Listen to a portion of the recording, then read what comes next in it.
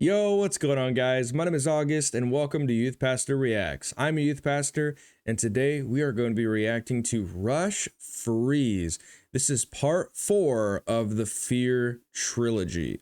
I guess it's not really a trilogy if there's 4 parts, but it's close enough. So this is going to be a lyric video, and yeah, I'm super excited to jump into this. Well, so far we have reacted to The Witch Hunt, The Weapon, and we just reacted to The Enemy Within. So this is the last and final part of the Fear trilogy. So thank you guys so much for recommending this trilogy and these songs, and I'm super excited to get into it. So with that out of the way, let's go ahead and jump right in.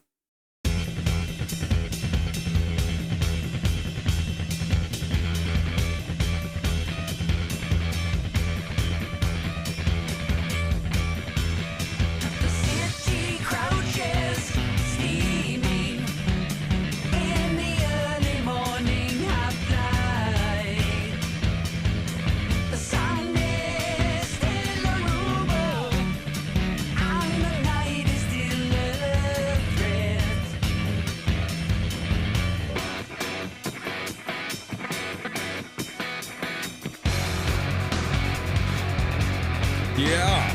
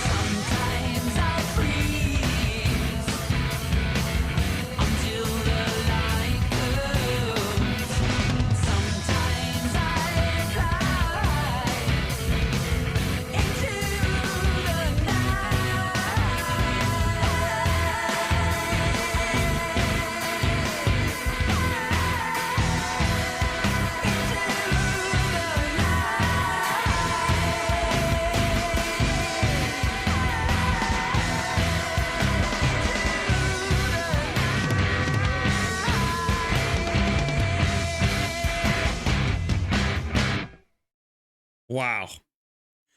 Dude, that song felt like a journey. Like he was telling a story in that one. Absolutely.